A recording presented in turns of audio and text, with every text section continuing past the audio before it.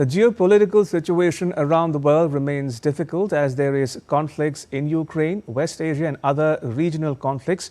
There's a new administration about to take over in Washington, D.C. that might change the global trade landscape. And yet, corporations around the world are doing better than ever. Lars Holter is with Deutsche Welle and he joins me from Berlin. Lars, there's a new report out on how companies were doing last year. What can you tell us?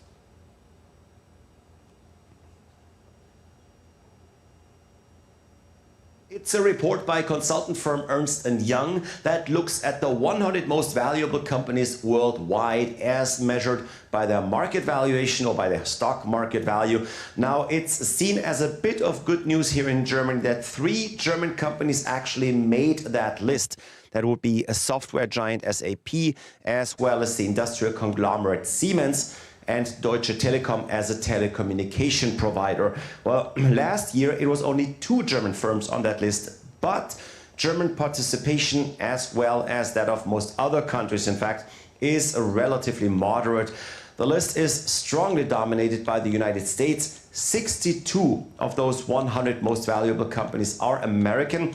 9 out of the top 10 companies are American, and that includes all the big tech companies, including Apple in first place with a valuation of $3.8 trillion, followed by chipmaker Nvidia and Microsoft.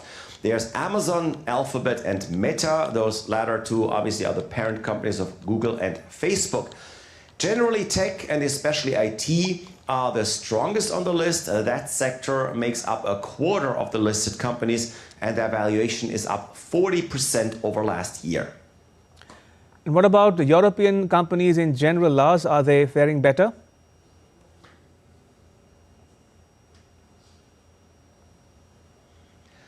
Not much. Of course, there are some great European companies. That includes Denmark's pharmaceutical firm Novo Nordisk on the 14th rank.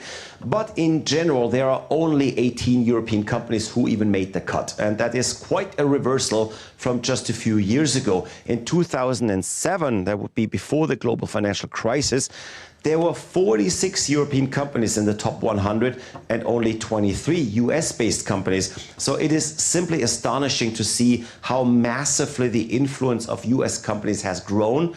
And that makes it all the more important that we're getting some sensible policies out of Washington in years to come. And that, of course, is what everyone is hoping for when the next Trump administration starts.